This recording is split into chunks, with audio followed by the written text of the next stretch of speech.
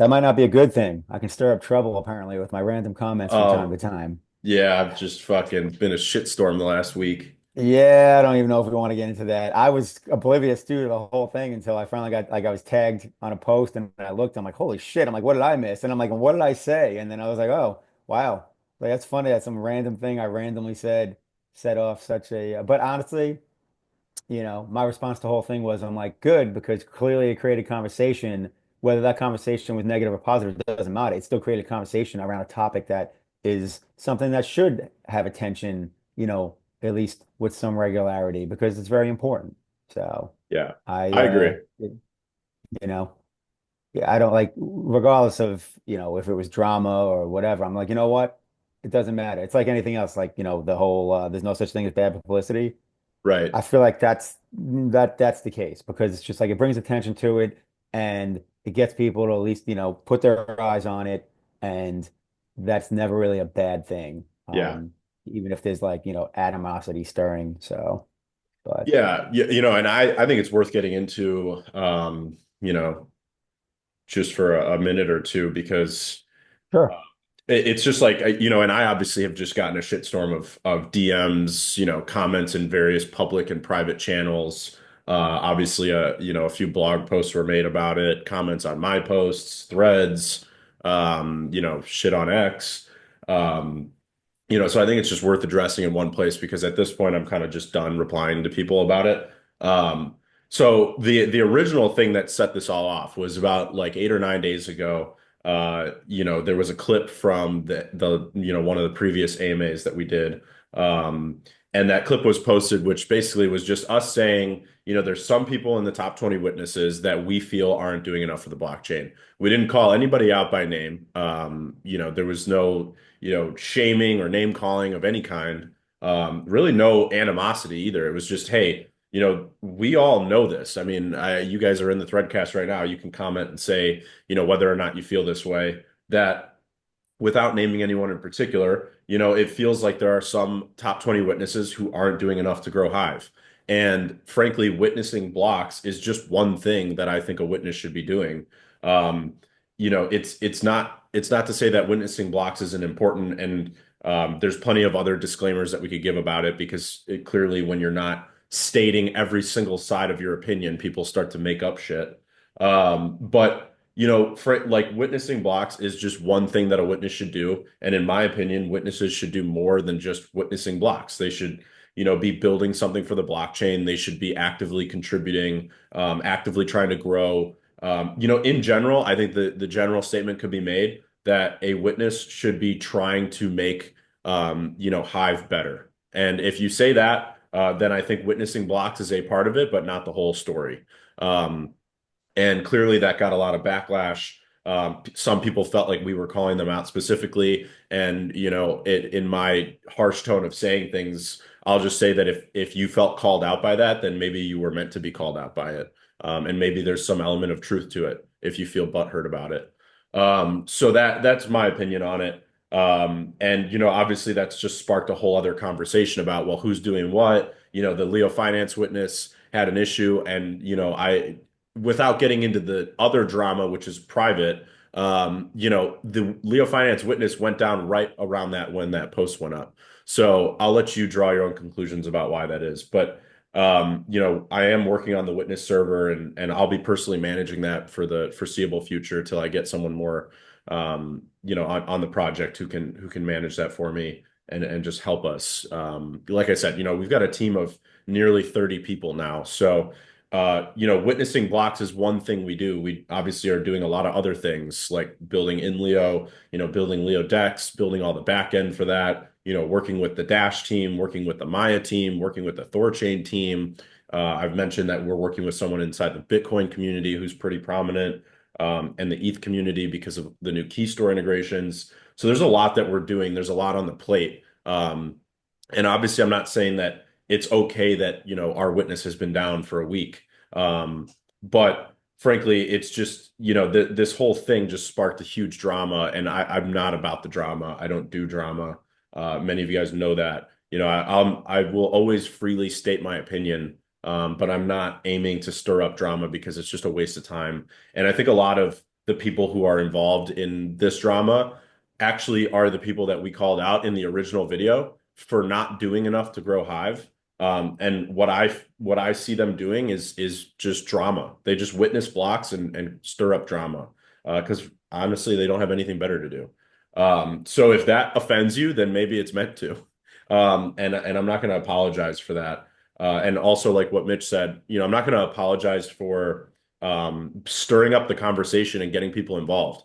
I mean, now that this has become a drama, we've seen, accounts like Block Trades and Gandalf and others who are top 20 witnesses and are, prominent contributors to the blockchain actually step up and say something and be active. And obviously, a lot of what they're saying is attacking me, which is fine. But this conversation needs to be had more openly and more freely. I think it's pretty important that governance is talked about regularly. So if that pisses you off, if you don't want to see governance talked about, if you don't want to see people say, "Hey, I wish the top 20 leadership were doing more to grow the blockchain," then I think you're wrong. I think that conversation needs to be had more publicly and more openly. And honestly, I don't see a lot of other people, especially in the top 20, having weekly podcasts where they openly talk about things like this. So, you know, I I will take that backlash in order to have the conversations in public. I don't like the backroom chatters. I don't like, all the chat rooms on Mattermost where people are just talking shit and honestly not being productive. So I'm out there building shit, and if some things go down sometimes, I obviously am working hard to get those things back online. So yeah, I mean it's just it's one of those things where you're going to piss certain people off, you're going to make certain people happy because you're talking about these things. I got a lot of really positive comments in different places and DMs from different prominent Hive users that said, wow, I wish more people would speak up about this. So if some of this stuff offends you, then so be it. I merely wanted to bring up that I think that there's more that could be done, and I think we all feel that way as Hive, token holders, as Hive blockchain users, me as someone who builds on this blockchain. I want people who are doing positive things for Hive and growing this ecosystem. And frankly, there are some people and let's just expand it out of the top 20 so that we're not specifically calling people out, even though, that could be done as well. Let's just say in the top 30, top 40 witnesses, call people out for what they're doing, and you can do it in a constructive way. So, the Leo Finance witness went down right after that video went up. And that's obviously very ironic. It's also very coincidental. But that's something that we can be called out for in a constructive way to say, hey, get your witness back online and add these certain measures in place so that doesn't happen again. Have someone more trustworthy running the witness, have backups in place, have better monitoring tools. Like there's a lot of positive ways to be constructive, and that's what I want to see from the leadership of a blockchain. Yeah. I mean, so the good part is like, residual way, like that happens, like even amongst, whatever arguments between witnesses and debates. And besides that, like that still happened because like I did see a little bit of the stuff. Because like I said, I was kind of oblivious to the whole thing until yesterday. And I was like, oh, what's going on here? They're talking about witnesses are kind of chatting it up here. And yeah, so I did see some, constructive, tips and tricks, so to speak, amidst all the bickering between y'all. Um, and at the end of the day, like it goes back to it's good the conversation happened, even if it was a lot of bickering, there was still some constructive stuff that happened within all that. And, you know, people are gonna people. Everyone has their own opinion. So, right, it's just like I agree and disagree with all of it because there are witnesses that's their sole focus is to just run the witness node. That's it. Make sure it functions, and they're not adding anything else. And that's fine, right? I might not, I might want someone that's, it's helping build the blockchain, but that doesn't matter. That's my preference, right? So, um, everyone brings different things. So it's just like, you look at the Inleo witness, and it's just like, all right, well, Inleo is bringing more to the blockchain than just doing a witness. Like that's just one aspect of the things. So. you know, that goes back to that opinion of should it be in the top 20? Should it not? And we're all entitled to our opinion. And Right. I think the important thing at the end of the day is, grow the pie. Because basically what I'm seeing, and it's, I feel like I'm like a mediator. Because the reality is like I don't like my skin in this game is I hold Hive, I hold Leo tokens. That's it. I don't do anything else. You know what I mean? I'm not involved, outside of trying to onboard normies, and grow the overall user base. Um, so, I look at it as everybody's a little bit right, everyone's a little bit wrong. But I like that a conversation happened. I like that there was focus and attention on it.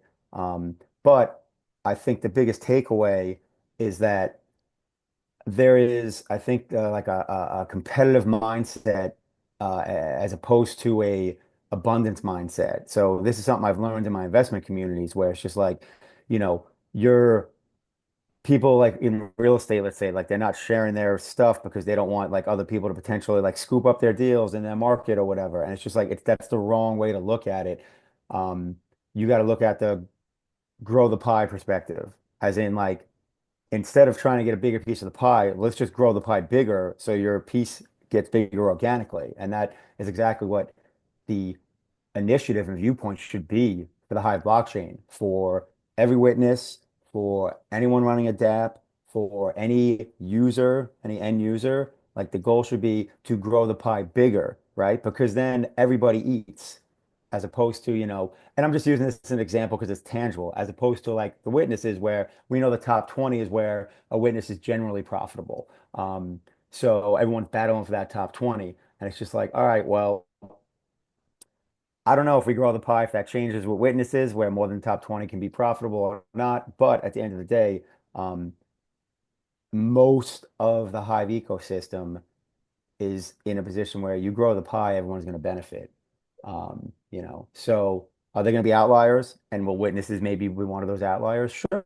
I don't 100% know because that's getting into the technicals that go beyond my knowledge. I am just a user that is invested in this blockchain. Um, but it's more about just pitching that perspective. So it's just like grow the pie, guys. Like let's collaborate, let's grow, and at the end of the day, everyone's gonna end up better off, and everyone's gonna end up in a better position, as opposed to the kind of like competitive type of environment. And don't get me wrong, competition does breed innovation, right? But it can be done in an abundance type mindset. And I just don't know that I've seen a lot of that in the, you know, what is it, 7+ years now that I've been part of this blockchain. And I've seen other blockchains exponentially outgrow um, the Hive blockchain, which is, bittersweet because, I've been on this journey a long time. And again, as much as I enjoy the community and I enjoy creating content, I'm an investor at the end of the day, right? So this goes back to everyone's opinion, right? And what they are and what their perspective is. So I still look at this as an investment because that's what I do. That's what I am. And I try and grow that investment by participating in the blockchain, by bringing users to the blockchain. So just keep that in mind, everyone, when you're thinking about, what's right and what's wrong and all this stuff. It's just like abundance mindset. Like everybody eats. And yeah, let's hold each other accountable. But try and do it in at least a constructive way. But I'll kind of end that long-winded, rant with I'm glad a conversation happened. And regardless of if it, sounded a little high school cafeteria-ish, it still created um, some positive outcomes, some positive information. Like I saw some of this stuff.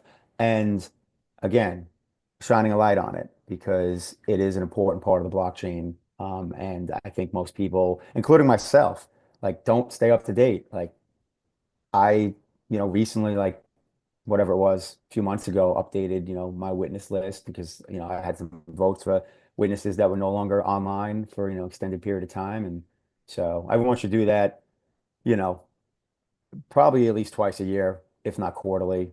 Um, but yeah.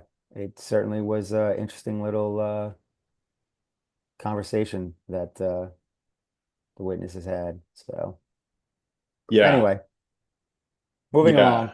Yeah, and it's worth, like I said, doing a video just instead of continually responding to people, whether it's DMs, private channels, or public channels or Yeah. whatever. Well, and listen, Cal, you're gonna have your opinions, you have your perspective, you have your, your initiatives, and there's, others that look at it differently. And that's fine at the end of the day because people are gonna people, right? And that's what we all get. We all get to have our opinions and perspectives. So as much as I would love to see every single top 20 witness, like building a dApp and doing things to help grow the blockchain, I also live in reality. And I know that's not the reality, especially because some people aren't even built for that, right? Like I wish I could run a node, but anytime I looked into it back in the day, I'm like, this, yeah, no, it's just past what my mind wants to do technically, right? I'm not, that's not my skill set, right? So someone that is good at that, well, that's might be their skill set, and doing, something outside of that that, is, let's just say more like socially, um, you know, um, whatever interactive required, might not be a space that they enjoy or they excel at. So they're going to stick to just the technical side and running the node, and it is what it is. And I think that's fine. But the more the merrier, right? The more we have growing the blockchain, the better. So I know that every witness isn't going to do that, but the more that are, the better for them, right? And for all of us on the Hive blockchain. So again, just goes back to abundance mindset. How can we build this bigger and it benefits all? Yep, I agree. And I really resonate with the growing the pie. That's what Leo is all about. And I've always talked about that. A lot of times people talk about how, there's a lot of kind of related to this discussion that Inleo doesn't talk about Hive enough. Inleo doesn't have enough Hive specific features on the UI. It doesn't say Hive in enough places, even though it is all over the UI and obviously the main thing in the wallet. Um, so it is everywhere. But the vision of Inleo has always been to face outwardly and grow the entire blockchain in terms of users, activity, and just overall prosperity. So that vision has always been there underlying, for even why Leo exists at all. I didn't want to just build a Hive application. I wanted to build, something that would grow, for the decades to come, in terms of users and in terms of reach and overall influence. I didn't want to just build another interface for Hive. That was never the mission of Leo, even from the very beginning, if you go all the way back 5 years. So, we've continued to just be focused on growing and making, the entire Hive pie bigger for everybody. And I think that as long as we stick to that mission, I don't think we'll ever, we'll never fail because that's what we're all about. So, it's funny you mentioned about like, Inleo not mentioning Hive enough or whatever, but I'm like almost thinking, I'm like, isn't that organically how it works? And it's like, and correct me if I'm wrong. Ha, Anderson Ho. Yes, vote the cat. I love it. I gotta start posting more content again. Honestly, I burnt out a little bit. I only post a couple times a week probably now, after, you know, that 4 or 5 year run of daily. I'm not a humanoid like task. I can't post every day for 7 straight years, but I digress. So, you mentioned about, Hive not being mentioned enough, but this makes me think of, and again, this is almost from like a normie point of view, so correct me if I'm wrong. Like kind of like layer one, layer two, right? It's just like layer two applications, right? Those people know that layer two application. They're not really talking about the layer one. I can't think like I'm sure there's 8,000 specific examples, but I don't want to misspeak. So, um, I get it why like, some Hive folk might be like, yo, what the F, not giving Hive any flowers, so to speak. But do you see that elsewhere with like, let's say a layer two, on top of a layer one? Because I mean, essentially that's kind of what, you know, technically or not, if you just look at it, outside looking in, that's what a dApp basically is. So I find it, yeah, I find that interesting. Yeah, I agree. So Um, I mean, I get it, but at the same time, I like it's like, well, that's not really how it naturally flows on other chains. So right. It's you just, know, you know, it's like you said, more is better. You know, people need to continue to push forward and have differing opinions, and people need to not be smacked down when they have an opinion, especially publicly. And I think that the more we can get people discussing things and active, you know, that's generally a good thing. I saw a comment in the threadcast, and obviously I won't name names, similar to how the original content was. But you know, there's a few witnesses and prominent people on Hive who haven't put anything on the blockchain in months, haven't been active publicly, haven't been seen by the Hive community, who jumped into this conversation and obviously around the drama, but you know, jumped into the conversation and said something, and they're like, "Wow, it's good to see that that person's still alive." You know, like it's like not everybody is going to be super publicly facing, and that's okay. You know, especially in such a technical capacity, like, you know, a lot of the top 20 witnesses are very technical in nature. So they're not going to be doing, you know, public podcasts and AMAs, and that's not what we're saying they need to do. Just be active yeah. at in some capacity, I would say. Yeah, well, and you got to remember too, like what was the draw for crypto on a whole is like decentralized, anonymous, like right, all those things. Right. And I mean,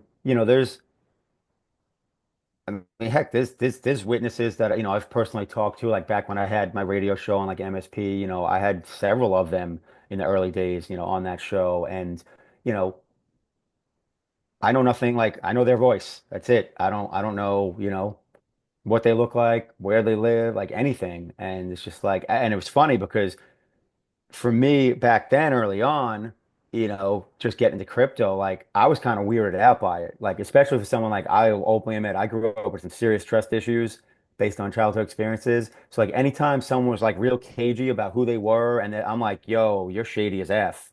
Like I had to get used to that, all right, no, this is like the norm. Like people kind of want to have that anonymous nature because to an extent they don't want to, let's just say just because they don't want to be bothered, which like I totally relate to. Like that's one of the reasons why, like, I have friends that are very popular on social media, podcasts, investment communities, whatever it is, and they're always pressing me to be more um, present on social media. And I'm like, I don't want to, like, leave me. No, like I don't want random people talking to me. Like I prefer to be left alone. Like, so I definitely get that. You know, I'm always, I'm still very open about, who I am and where I am, but yeah, at the same time, like I don't want to be the face of something. Um, that's just, yeah, that's the introvert in me, I guess. So Yeah. I get it from a personality standpoint. But yeah, it's such an interesting space and such an interesting time because, this is still all so new, I mean, crypto is just over a decade old. Um, and it's a lot of ways it's a social experiment, a thought experiment, and it's interesting to see how human nature and technology, are interacting, so to speak, and what dynamics it's created. It's crazy. You think about it, it goes back to that base level. Crypto is meant to be, which is crazy if you think about it because it's contradictory, completely transparent, but also completely anonymous, right? Yep. Two completely contrasting things. Like it is literally an enigma wrapped in a conundrum. Um, and I am curious to see how it continues to play out. But with that said, ideally it continues to grow, and it's nice to be in what seems like a bull market. And it looks like looks like alt season might have begun. Yeah. And I know Bitcoin dominance has kind of broke that uptrend it was in. So we can certainly transition to a little crypto talk with that if you want. I don't know if Yeah. you also have any updates, like Inleo updates to share. I do before we transition though. I did see a lot of comments, and there's still a lot of people, especially people that came directly to Inleo, right? They didn't like open a Hive account to begin with. Like they start an account through Inleo. There's a lot of people that don't know what a witness is, don't know what a witness does. So it probably wouldn't hurt to have a show where either you're talking about witnesses or you invite another witness on, Yeah. which I mean, that wouldn't be a terrible idea at all. I like that's one thing that I think is missing. There's, former, witnesses and just like, big players in the Hive blockchain that used to do town halls like once a month. Um, I think that's something that, and they may still exist on other, dApps or other, Discord channels. But I think a town hall-esque type thing, even if it's just a one-off, wouldn't be the worst thing. Where um, two or more witnesses, jump on and talk about that aspect of Hive, and then what their perspectives are and what they're looking to do, if anything, outside of um, running their node. So Yeah. food for thought. Yeah, I mean, and I and as much as I get nothing out of it, I can play host slash mediator if it's going to be people that tend to butt heads. So yeah. just feel free to vote the cat. Yeah, I mean, I think if you ever wanted, some regular content you could do and probably would get voted a lot because people want to see it on the Hive blockchain and in the community, that would be something worth doing. I know that there was the Hive Town Hall, hosted, I think it was like once a month. Um, Yeah. so, I don't think they're doing that anymore, but that was like Task, Nifty, and Eric, I think, were doing that. Um, Oh wow, yeah, no, I remember even further back. I think it was Agro that was hosting a town hall, um, back on I think it was the MSB channel back in the day. um, So, but yeah, definitely couldn't hurt, and probably overdue. I love the fact that, yeah. like, for instance, a lot of the shows that you're doing and Leo's doing, you're bringing on, kind of like third parties, right? Which is good Yeah. because, right, we want more collaboration with other platforms, other blockchains, other operators. But at the same time, I guess sometimes, it doesn't hurt to have the quote unquote annual corporate retreat, right? Where everyone kind of just shares what the F's going on over the past year Yeah. and creates clarity. So, Yeah. I mean, I think if I did something, it would maybe be like a quarterly show because, there's already so many shows that I'm doing. oh yeah, And and I'm not it's, saying that's even on you. This could be led from yeah, I someone mean, I would else. love to see someone else do it too. I know But that Simple I think, Game he's doing like a monthly review of witnesses in his creator subscription. So a little plug for him because if you want to see, he does like a very detailed breakdown, if you're one of his subscribers. So, I don't know, maybe that's a good thing for him to do. Um, since it would obviously be, a kind of a lead in for his creator sub. But I would love to just see witnesses being active, and there's no witness I would not talk to. Like if I was on the show, or whether I'm hosting it or just on someone else's, like if Simple Game or someone else ends up doing it, I think a lot of people create animosity where animosity doesn't need to exist, like all this drama we just mentioned. I have no bad blood with anybody on Hive. I've never I like in the content that started all of this, we didn't even call anybody out by name. We just said essentially we just said we wish there were, there's some top 20 witnesses who we wish did more for the blockchain. I don't think there's anything wrong with saying that. And I think it just was triggering for certain people. And that being said, even the people who are triggered and people who said obviously stirred up a lot of drama and shit around Inleo, I would gladly talk to them on a podcast. I would gladly invite them on Inleo. I have no bad blood specifically with anybody. I know that Marky made a post, and I don't think he's just generally negative towards Leo, but there's definitely some negativity there. And I would gladly have him on and talk to him. I used to talk to him pretty regularly, over DMs and even on podcasts and in other places. And he used to be pretty active in terms of speaking on Hive shows and spaces and whatnot. So yeah, I would always love to just talk to these people and do it publicly. I'm a big fan of putting everything on chain. You guys know that. That's literally Inleo's tagline is put it all on chain. So I would just love to see, and I made a comment about that, which by the way, stirred up a ton of drama where I was like, rather than talking about this in a backroom channel, why don't we put this on the blockchain? And that got a lot of backlash, ironically.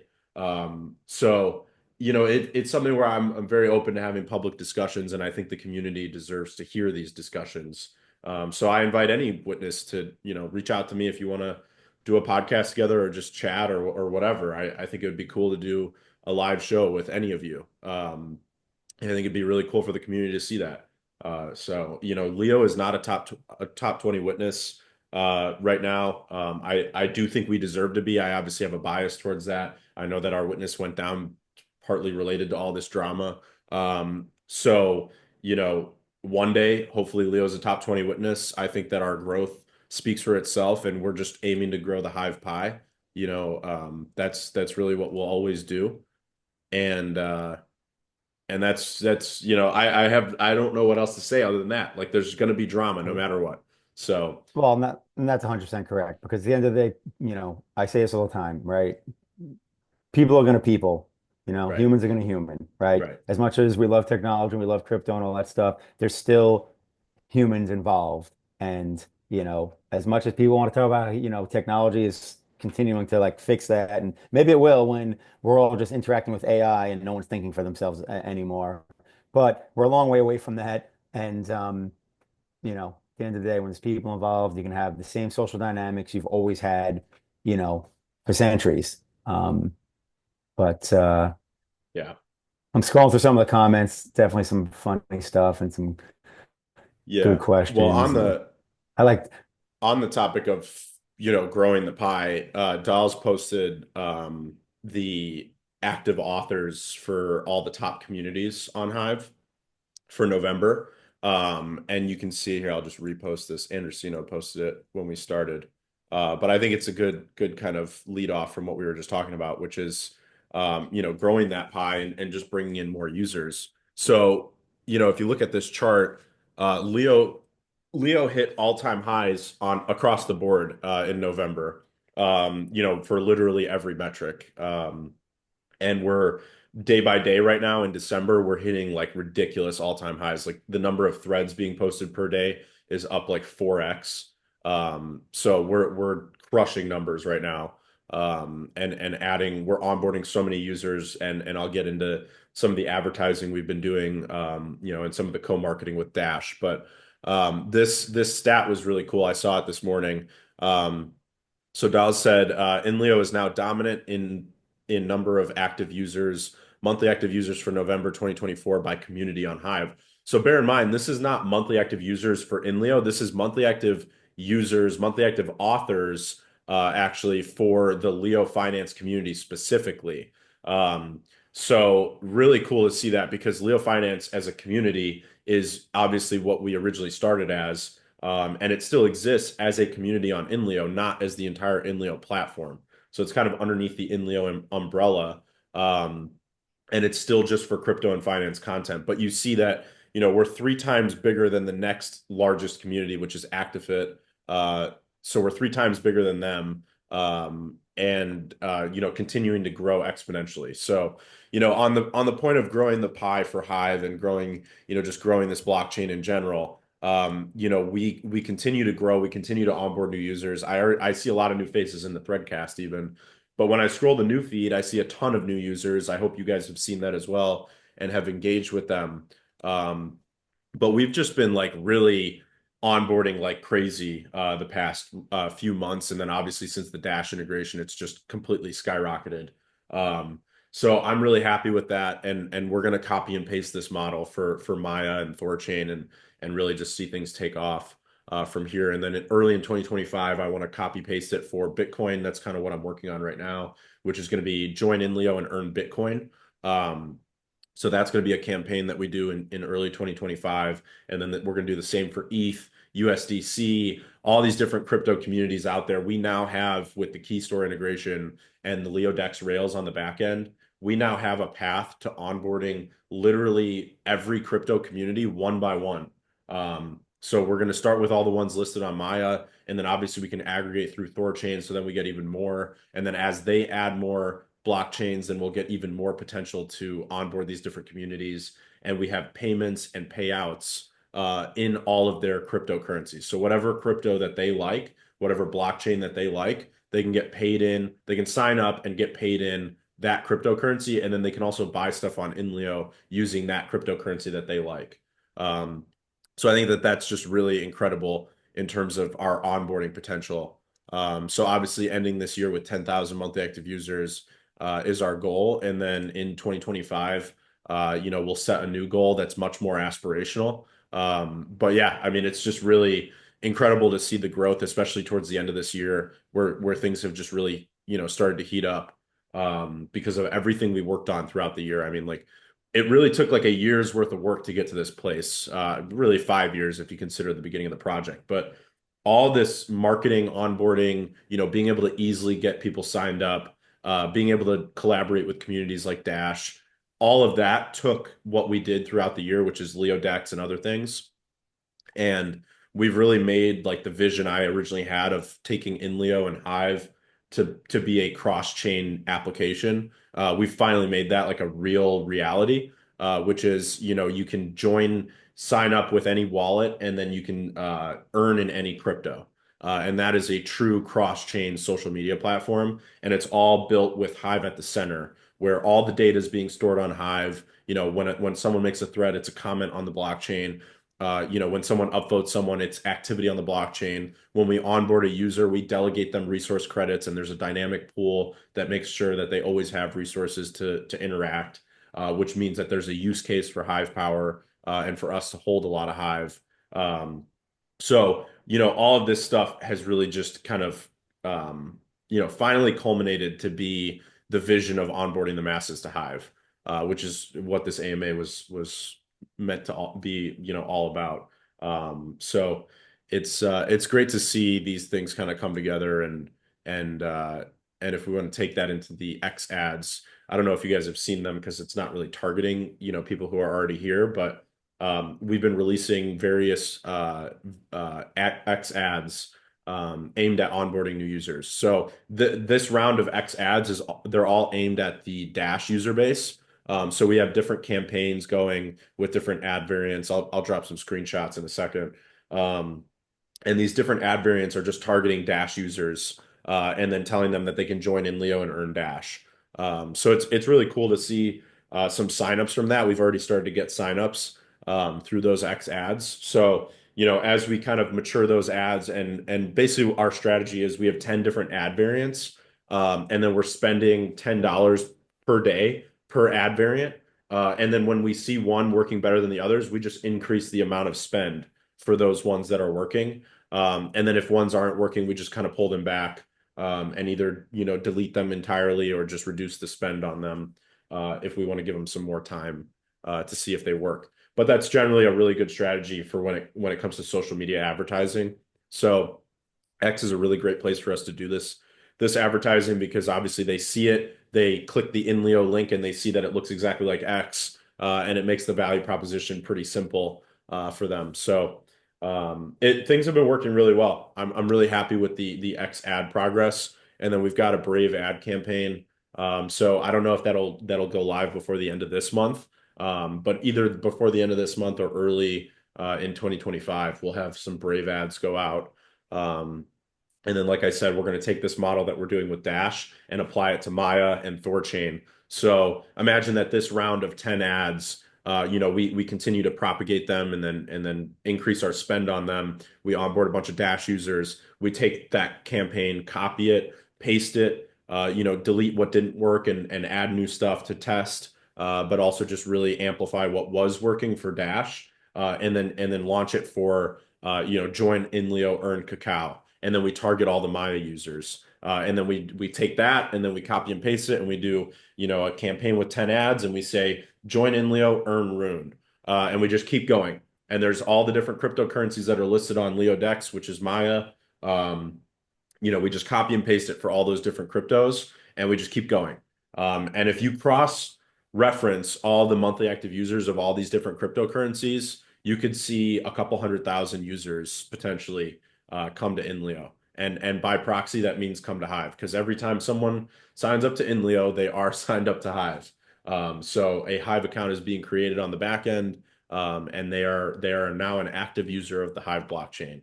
Um, so really cool to see all this come together, and I think it's what everyone on Hive has been waiting for in terms of onboarding masses. I'm waiting for my comments to load again. Son of a gun. Yeah, there's been a lot of comments during this threadcast. I've noticed if you refresh, you just have to wait like 60 seconds for them Yeah, no, it was actually to I was come up. good, but then it was like kind of like 2 minutes behind. I'm like, oh, let me refresh just to see because I had posted one, and then yeah, since I did that, yeah, I'll give it a minute. Yeah, there was a ton of comments flying, which is funny too. It was like kind of random Wednesday AMA. Although usually today's what do you usually do? Chain chatter?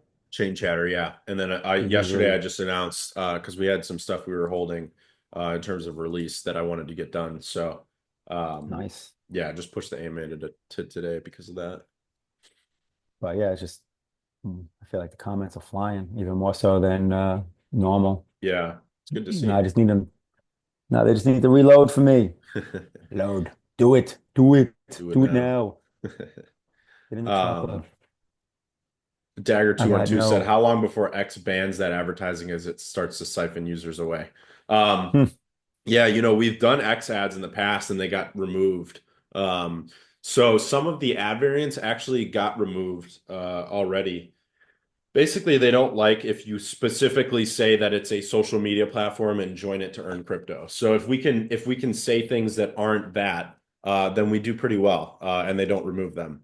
But if we say, if essentially we say that we're a social media platform and join to earn crypto, then they don't like it. So um, Gotta focus on a different keyword. Uncensored. Freedom of speech. Well, yeah, I don't know.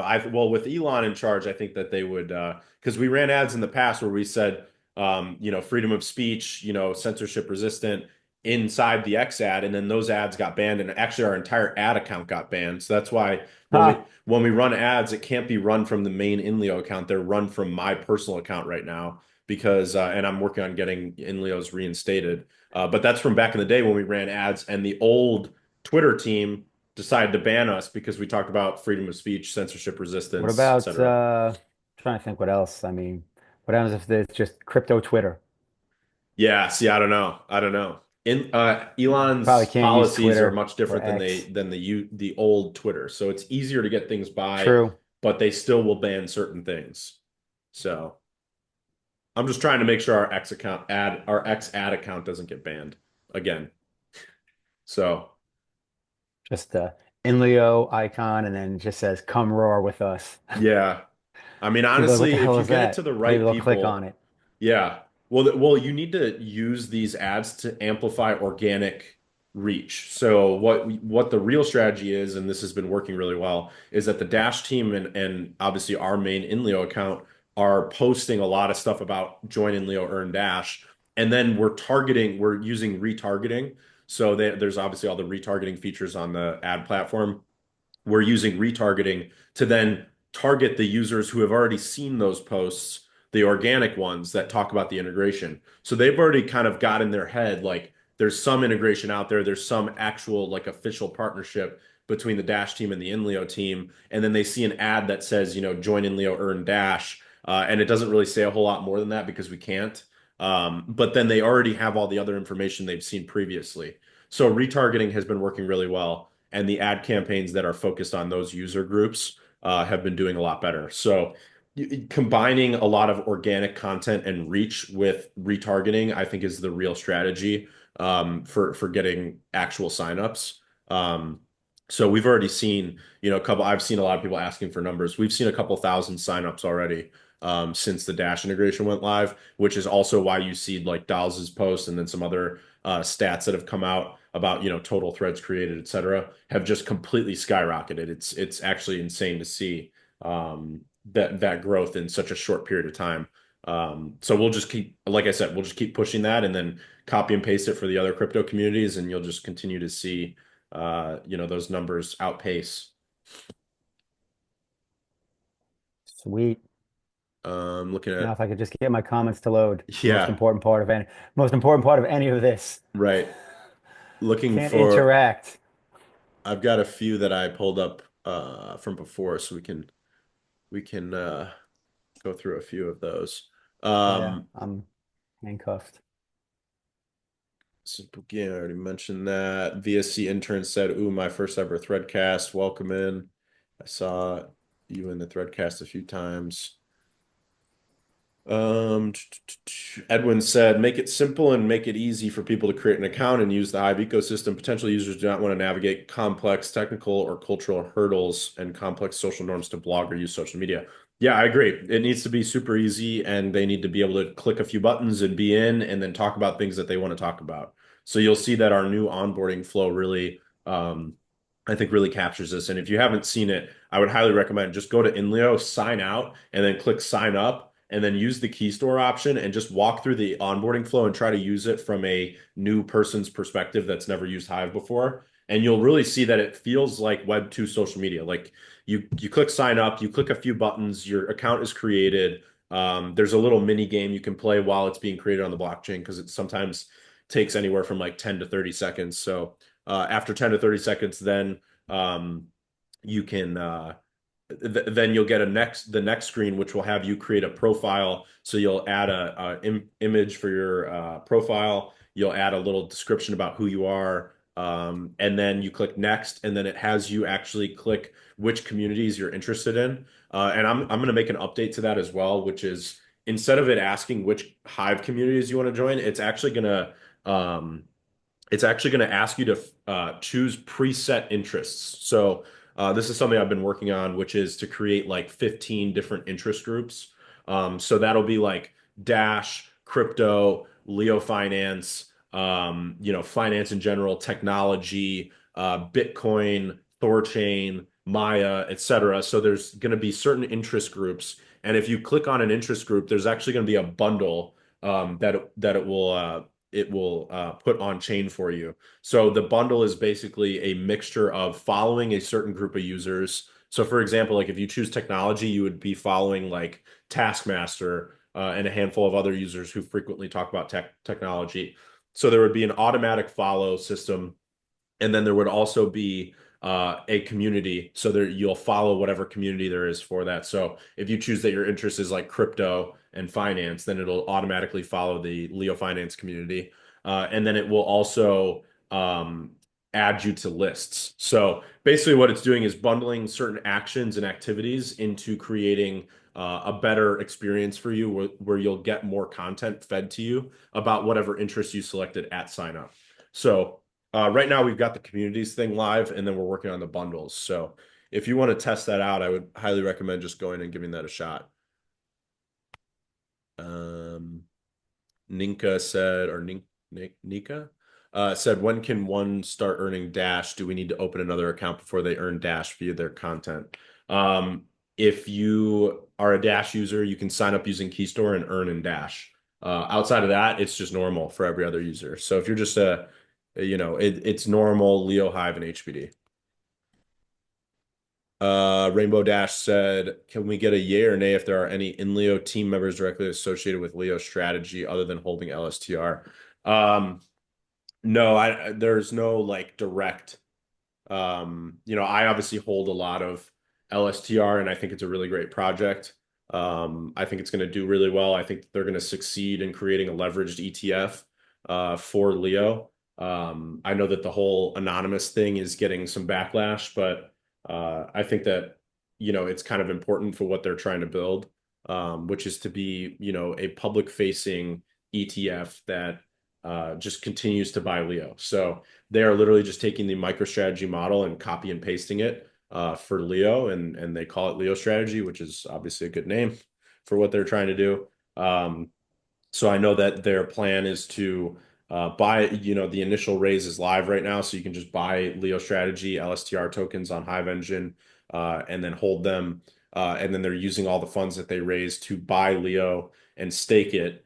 And then they're going to go out and raise debt against that Leo that they're holding in that account as collateral. And then they're going to buy more Leo with it and literally just do the MicroStrategy playbook for acquiring more Leo.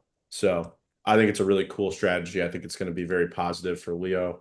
And I think if you just want more exposure to Leo, it's a good way to get extra exposure. So that's why I bought about 10% of the supply. So I've been thinking about buying a little bit more because I obviously want a lot of exposure to Leo on the upside. It can be hard to buy a lot of liquid Leo, and I already, I have a lot of liquid Leo, and I continue to buy more.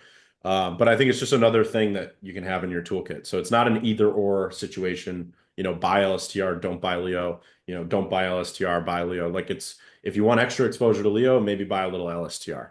But other than that, it's just another tool in the toolkit. It's another thing, another project that's aimed at growing Leo and getting people excited about the ecosystem. So I'm a big supporter. SLG said, I'm really impressed with how fast Inleo is growing. Shows the team is doing a lot behind the scenes. Yeah, I mean, we're just continuing to hammer away. New features, fixing bugs. There was a big update this morning that fixed a ton of bugs on the UI. So I think there were 39 bug fixes, if I remember correctly, in that update. So that was what we worked on this weekend. Um, and in terms of new features and updates, the right now the focus is on the payments UI. So the payments UI and backend. So that is being able to pay for premium and creator subs using Dash. So we're testing that. And then we're also gonna, obviously finish the UI and then push it all live as soon as possible. We got delayed by a few days. I wanted it live last week, but we got delayed a few days because Maya halted Dash trading on the Maya protocol. So that kind of delayed us a few days because we were in the middle of testing. So we're back to testing now. They just got it back up a few days ago. So hopefully in the next few days we'll have something live in production for that, which is exciting because there's a lot of new Dash users and a lot of them have asked how they can sign up for premium and how they can subscribe to creators using Dash because they obviously don't have any HBD. So how can they do it using Dash? And that is what the payment rail does is you connect with a key store and then you literally click one button and it says pay with Dash. And as long as you have enough Dash in your wallet, it sends the $5 for a creator sub or $10 for premium and it signs you up. So that's going to be awesome to see just because I think it really opens up the potential customer base on Inleo. And you have to remember that, the way that Inleo monetizes itself, at least the main way, is through premium. So imagine that now all these Dash users have the potential to become premium customers of Inleo, and 100% of that revenue buys the Leo token off the market. So very bullish, very positive for the Leo token to just grow the premium user base and add more options for payment. And that even applies to a lot of you guys. Like HBD is a pretty hard thing to get for most people. So, adding Dash as a payment is really good. And then the payment rail we're building actually doesn't just add Dash; it adds anything on Leodex. So you will now be able to pay for premium and creator subs using Bitcoin, ETH, USDC on Arbitrum, USDC on ETH, Rune, Cacao, all the different currencies. Just you can literally look at the list on Leodex and say, okay, all these cryptos are now going to be able to be used for buying premium or creator subs on Inleo.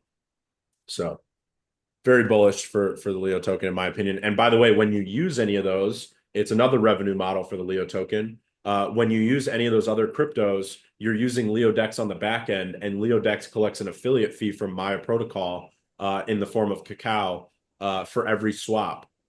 So that's considered a swap. When you buy premium with Dash, for example, you're paying $10 worth of Dash. That's a $10 swap using Leodex, and then Leodex is collecting revenue from that. And then we also, that swap goes through Arbitrum Leo, the Oracle account. And Arbitrum Leo, the Oracle, also collects a fee for that swap. So there's basically two different fees that we collect for those payments. And then obviously the payment itself is being collected too. So definitely bullish for the Leo token all around. Mr. Hive said, thank you, Cal, for all you do. Thank you. I honestly, without the community support and appreciation and usage of the tools, like I always say, there's no point in doing any of this. So I just appreciate you guys and being around and obviously being in these thread casts and live on the platform. Uh, my goal has always just been to grow the 1,000 true fans. I'm a huge believer in that Kevin Kelly article. Um, so 1,000 true fans is something I've always just been chasing, and will never stop chasing. Whether it's 1,000, 10,000, 100,000, a million, that's the goal is just to have an intimate relationship with as many people as possible, and just grow this community together. It's an abundance thing. It's the more we grow, like Mitch said earlier, the more we grow the pie for everybody, the more everyone's going to succeed. This is not a player versus player game. Yes. How about 1,000 comments that I can't see because I just can't get the comments to load no matter what I do. Yeah, it looks like we broke the threadcast with so many comments so quickly. I just can't even. I've tried everything I can pretty much try. I even opened a separate browser. Yeah, it's working on one of my tabs, but not the other one. So something's going on. Too many comments. Too many comments. So so yeah, we're creeping up on an hour now. Are there any specific Inleo items that you have not covered that you want to get out, or we kind of covered all that? I think we're pretty well covered. Like I said, we've been really focused on bug fixes and then the payment system. And then from there, obviously Leo AI is being trained on the back end. I know a lot of people are excited about Leo AI. I'm very excited about it. So just training that model is really important. Continuing to grow it and grow its capabilities. Um, that's going to be a huge use case for premium. Obviously, Taskmaster talks about that very frequently, which is, once Leo AI is live and you'll have to be premium in order to use it. Um, that's going to be a huge value proposition for going premium in general. So imagine having a co-pilot, having a localized AI that's trained on all your Hive blockchain data that can help you write your blogs, help you write your threads, generally give you data about your account, answer questions. It'll also take over the search functionality. So our search functionality will now be powered by AI. So it's just all around really positive for the Leo token and the premium value proposition model. So yeah, we're going to be releasing it at the perfect time, which is at the start of the altcoin bull market, which I think we're starting to see. If you look at Bitcoin dominance, I know you mentioned that a little bit before and we didn't get into it. But altcoin dominance or Bitcoin dominance, versus altcoins is obviously starting to come down, which is good for altcoins. So this is how we see every market play out for crypto, which is, Bitcoin skyrockets, the altcoins lag behind for a little while, and then eventually Bitcoin kind of settles down a little bit. And just starts to grind higher slowly, which is kind of what we've been seeing. Like higher lows have been made for Bitcoin, and then all the altcoins kind of trail behind and then start to go up in Bitcoin terms. So I've been doing my ETH trade, over the past couple months, and if you follow my creator subscription, then you'll know more about that. But I've been converting a lot of my Bitcoin into Ethereum in this range. Right now, the ratio is 0.0378 Ethereum per Bitcoin or Bitcoin per Ethereum, technically. So it's, you know, I think it's interesting. I think it's an interesting time to be invested in altcoins in general. Yeah, and it's all relative too because when I look at Bitcoin dominance, it's like, all right, well, you know, it peaked out, close to 62%, which is, still well off the all-time highs, but the difference is, when you look at 2019, 2020, even 21, when you had these, Bitcoin dominance highs, since then you have more altcoins that exist and are online that are, eating up market share, so to speak, eating up that some of that, $1 trillion market cap. So the reality is Bitcoin dominance is an ever shrinking or should be an ever shrinking thing. As you have more and more big alts come online, right? So, the altcoins that didn't even exist in 2019, 2020 that now, are big players, are an example of that. So, yeah, it's pretty interesting. I mean, who knows? I look at it just from a chart perspective, maybe that was Bitcoin dominance topping out. It was a pretty volatile spike and then sell off, and we broke that like 2 year uptrend that Bitcoin dominance was in, and literally like this bounce has kind of tested that. So just from like a technical trading aspect, the chart really couldn't be any cleaner in terms of confirming a breakdown in Bitcoin dominance uptrend. Does that mean that Bitcoin dominance is going to trend down from here? There's no guarantees at all, but it definitely leans the probabilities that way. So, but yeah, I personally, any spikes going forward over the next, 3 months or so in Bitcoin dominance, I'm using as an opportunity to add more alt exposure. Um, And yeah, it'll be interesting too because obviously, Bitcoin dominance doesn't have to skyrocket for Bitcoin to move because obviously if the alts are moving just as aggressive, if not more aggressively, because I know personally that I don't want 104K to be the top of this market for Bitcoin. And I know a lot of people don't think that is what it'll be. Who knows? We shall see. I mean, it is still a decent number higher than you think about the previous all-time high. It's like, all right, we're talking 35,000 points higher. It's not like this, it's nothing to sneeze at. It's a pretty still sizable move. But yeah, I'll be watching Bitcoin dominance and, you know, see if, it was down at 40%, back in 22. So um, I'm keeping an eye on 50 to begin with. That was a big level that we've seen a lot of action at. But I tell you right now, Bitcoin dominance 40%. I am going to be booking some alts. Even if it goes lower, I don't care. So, What are you but the targeting? point is, I'm 40%? using, yeah, 40%. If we get down to 40% Bitcoin dominance, to me, that's going to be a signal to start booking profits on alts. Damn, 40%. Yeah, We we were were at down there, we 40, sat there. I mean, it dipped 2020. into, yeah, it got to like 39%, but we were there from May 2021 all the way to November 2022, so like a year and a half. Wow. It seems so far away now, but and the crazy part is that dip, basically March, April of 2021, Bitcoin dominance went from 59% to 40% in the matter of like a month and a half. Which one? You're looking at June 2022? No, I'm looking at March. I'm looking at April of 2021 when we were up at 60%, April like 2020. 6-0. And then Oh by yeah. April to May, March 2020. like literally in 1 month, Bitcoin dominance dropped 20%, which basically, alts were essentially ripping.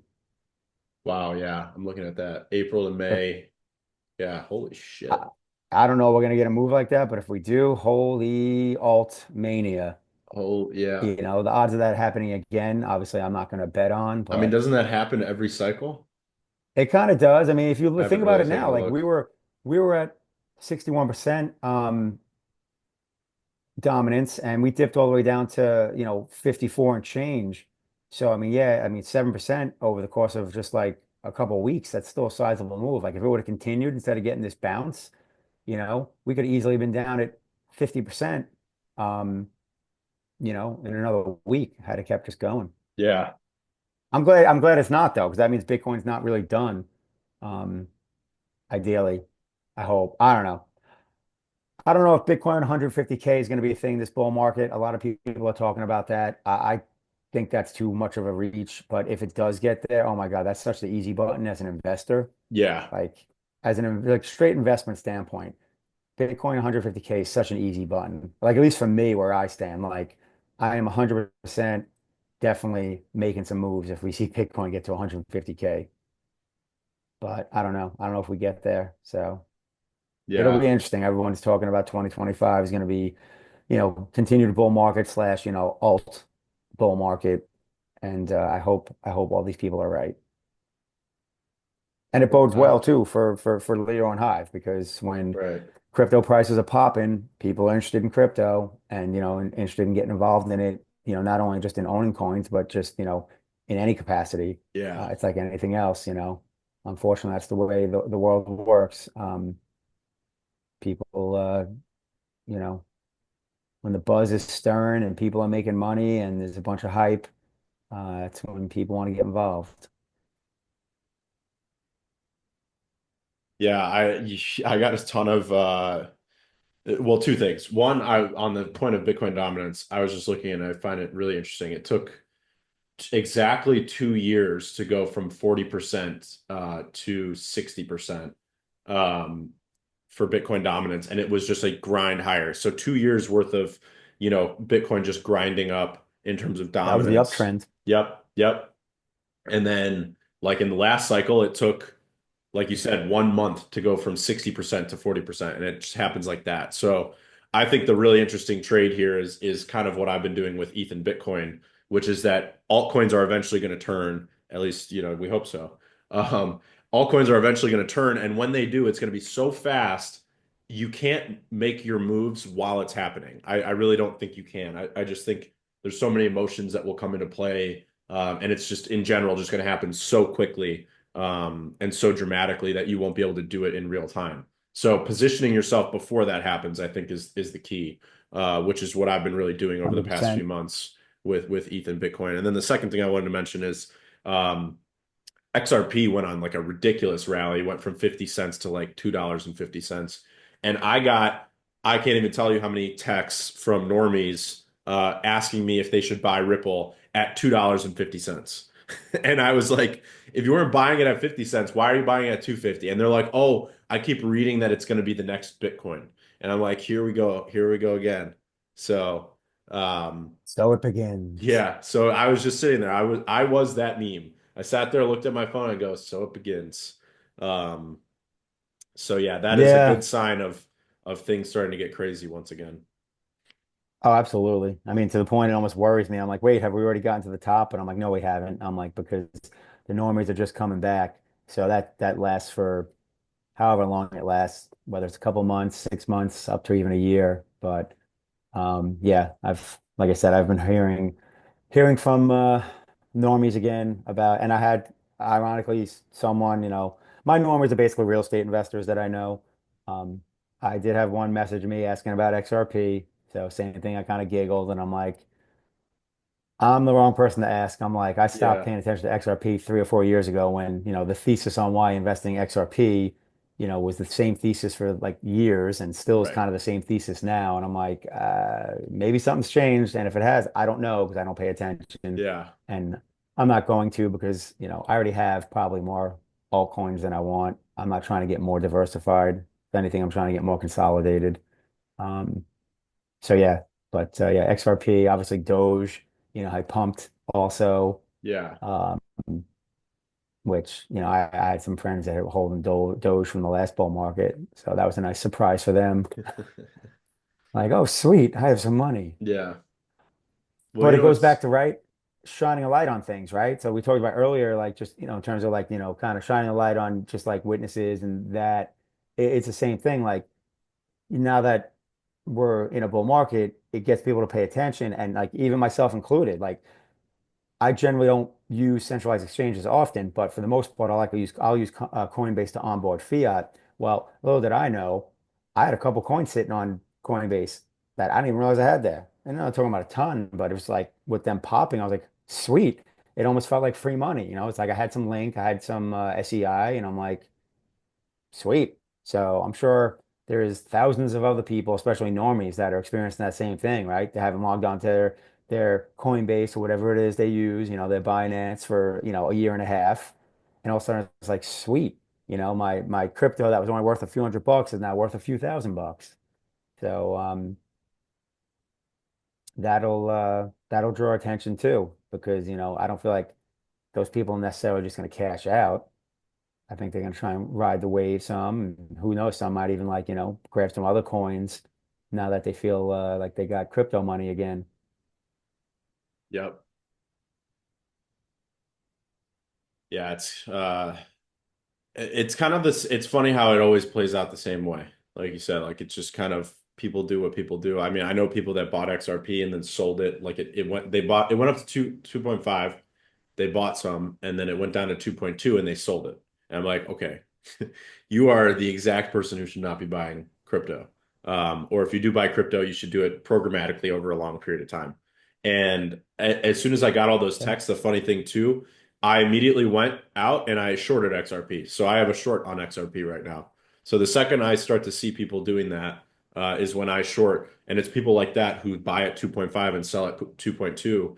Um, those are the people that, unlike what we just talked about, which is growing Leo and growing Hive being a non-player versus player, abundance game, trading, especially like that, is a very player versus player, me versus you game Oh yeah. of, you buy at 2.5, I short sell at 2.5, and then I buy it back at 2.2 when you panic sell. Yeah, and this is why, at the end of the day, like just your, and this holds true for the stock market as well. Like if you're just your, you know, average passive investor, right? You're just, buying some stocks or buying some crypto once in a while, right? And then you kind of pay attention to it, but you don't, right? This is why when it comes to the stock market, most people are just buying an ETF and just riding the wave, right? You just buy the market ETF, ride the market, don't have to pay attention. For crypto, like Bitcoin's the easy button. And regardless of where you ever bought, you're not wrong if you're willing to hold, right? So, um, I remember I actually gifted my mom a little bit of Bitcoin. I remember one Christmas, and um, this was when Bitcoin was at like 55K.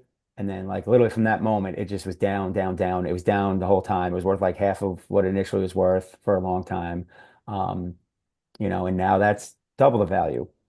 So that's the easy button, like for normies. Just buy Bitcoin, forget you have it, preferably buy on dips. I know it never happens because everyone pays attention when it's making new all-time highs, but it's like even if you buy it at a new all-time high, I guess it's just a matter of waiting, you know. Is there a guarantee that you're going to make money? No. I mean, we could technically never make another new all-time high. Likelihood of that is probably very slim, but yeah, Bitcoin's the easy button, you It know. really is. Everyone wants to mess around, gamble on the meme coins, and that's exactly what it is. It's gambling.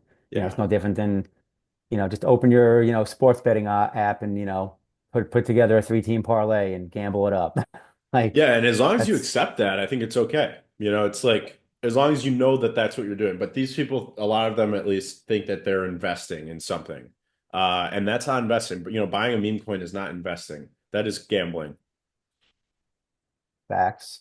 Yeah, you mentioned your mom. It's funny because a couple of years ago, I mean, a lot of like probably 5+ years ago, I had my mom buy $10 worth of Bitcoin every day, using an app to, programmatically buy. Like it was just auto DCA. So it was $10 a day. She had that going for a few years, and then stopped doing it, just because she didn't want to do it anymore for whatever reason. She actually deleted the app on her phone.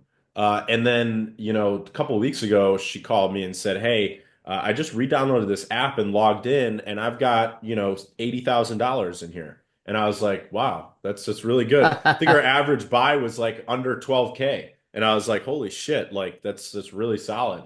Um, and that shows you the power of DCA and forget. So I Yeah, honestly, I said, imagine if you had listened and just done that forever. Because I, right. I actually said just do that until I say not to anymore. But really cool to see that. That was really awesome because it's just like Yeah. totally unexpected and not life-changing money necessarily, but enough money that would have a positive impact on her life. So A hundred really percent. cool And to I think, see. I think for, people that are more active in crypto and have been in it for, 5+ years, that's the bittersweet thing is if you didn't continuously buy, and I'm an example of that. Like I could have done nothing else but have just I bought Bitcoin in 2016, and if I just would have continued to DCA into it, my life would be completely different. Like I'd be completely like it's a wrap. I'm completely retired. I'm good. I don't have to worry about shit. Um, but I didn't. I probably bought Bitcoin maybe a dozen times, if that, over the course of that next 6 years. And, it wasn't, much. Um, you know, and it's funny because all my friends think I have like 10 times as much Bitcoin as I actually have, like all my normie friends. Um, and it's almost, makes me sad because I'm like, Yeah, I guess I kind of effed up, you know, um, as much as it's been fun to be involved in all projects and all that. If I would have done nothing but just focus on Bitcoin, and not that I want to be a Bitcoin maxi, but financially at least, I'd be in a much better spot. Um, But it is what it is. I still enjoy the returns and the growth of investment I've gotten on my Bitcoin. And it's funny, there's people, so many normies I've helped get into Bitcoin that are in really good shape. And um, I guess the one good, like, so my ex-girlfriend wanted to get into Bitcoin. Bro, when you talk about, I didn't buy the bottom, but I bought her the bottom. So literally got in at 16K, the last bottom. That's when she started. She bought a lump sum at 16K, and then she turned on DCA, $500 a month buying since then. So that was what, 20, yeah, it was in like fall of 2022, right? She's probably doing better than I am. I'm like, well, I'm like, at least I left a gift that keeps on Right. giving. So, Oh, that's and so if she funny. wants to get mad and be like, well, he made me a bunch of money. Right. That's so funny. Uh, That's it how is it goes, funny, though. When you're in the middle, it's like you said, you've been in crypto for a long time. You're just kind of in the eye of the storm, and it's hard to see, what you want to do, and hard to like get a grip on, get that 30,000 foot view on things. So yeah, sometimes it's good to, if you're able to, when you're talking to normies, kind of eat your own dog food and say, okay, well, if I'm telling them this, maybe I should do it too. right? Yeah. Yeah. It's also too just, obviously capital investment and whatnot, I'm bringing in more capital. I kind of was just at a point where I didn't want to put any fresh capital in. I kind of was just working with what I had in terms of whatever stables I had and or whatever other coins I was rotating out of. And Yeah. um, it's I just like glanced at the monthly chart real quick. Yeah, this has been quite the move, and I'm looking at prior big moves, and we're talking, and this is the fourth consecutive green monthly candle, assuming that Bitcoin closes this month above 96.5. And you look at the history, you know, how often do we have more than four consecutive green monthly candles? I mean, basically only one other time when we had five, and that was, when we put in the top. Actually, that wasn't even the top. That was because we got a double top in 21. But yeah, so it'll be interesting. Earlier I was talking about how people are saying like 150K. It's like, well, yeah, it could happen, but it's going to have to be one hell of a monthly candle, in January or obviously this month being, more robust as well. Um, but that's something to pay attention to. I mean, yeah, anything can happen. We can go up 7, 8, 9 straight months, but you know, when I just look at things, we have I guess, in 23, green, green, green, we had like something. I mean, this was a doji. It was like, basically break even for a month and then it went up two straight more months. So I guess it's possible um to get 6 months in a row of up, which would be awesome. But yeah, we're at month four right now of consecutive green candles. So be interesting to see how things play out. Um,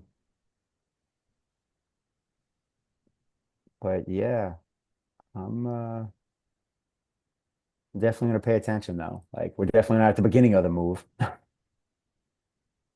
So anywho, Yep. I was playing a market chat. I don't know how it's we're past the half hour here of Yeah. I got No, it's I got a solid. I boogie. think we talked about everything that's on people's minds lately. So, that was a good show. Tomorrow I'm gonna try something new. I wanted to mention it at the end here, so this will be my final thought. I am gonna do, instead of the growth call, I'm gonna do a live, similar to an AMA, but I plan on doing like a screen share. So I'll share my screen, and then I want to do kind of like an AMA, but like talking about like the Inleo UI and like navigation, and talking about any questions, especially because there's a lot of new faces. What I'm thinking is there's a lot of new faces on Inleo. There's a lot of new users who don't know about, premium, don't know about creator subs, don't know about communities, don't know about shorts, blog posts and bookmarks and all these different things that are available on the Inleo UI. So it's almost going to be like a workshop, I guess is kind of the vibe I'm going for. So that'll be tomorrow at noon Eastern. I'll be doing kind of like a live workshop, but you can ask any question. It'll be also like kind of an AMA for, if you have more deep, nuanced questions about Inleo and Leo and, the economy and everything around Leo. So yeah, kind of like a workshop, talking about the features of Inleo and walking through various things. So I think it'll be cool to do. It'll definitely grab some good clips for new users. So come to that tomorrow at noon Eastern, and we'll kind of see how that evolves if I end up doing it every week, especially because we've got so many new people. I mean, thousands of new accounts coming in. So we need to continue to educate these people about how to use Inleo and how to be successful. So ranging from anything Leo related and just talking about the UI and features and bugs and how to use the UI and feedback, all the way to like how to be successful on Inleo. It is a really common question I see. So I'll be, sharing, my strategies for like blog posts and threads and, live streams and threadcasts and all of that. So really just everything. It'll just be a workshop on everything Leo related. So that'll be tomorrow noon Eastern. I'll put out some announcements and I'll put up the X Space. I'll do it on X Spaces and YouTube. So obviously I'll be sharing my screen. I'll probably recommend that you watch on YouTube. And we'll kind of go from there. So look out for that announcement later today. Any closing thoughts, Mitch? No, I mean, I rambled about the crypto market in general. It's pretty much usually my closing statements, and just happy to be in a active, robust crypto environment again. So ride the wave, and here's to in Leo growing larger and larger. Absolutely. Sweet. Thanks, Mitch. Thanks everyone for coming. I'll see you guys tomorrow, noon Eastern, and then obviously next Tuesday for the normal AMA schedule. Rock and roll. All right, everyone, take care. See ya.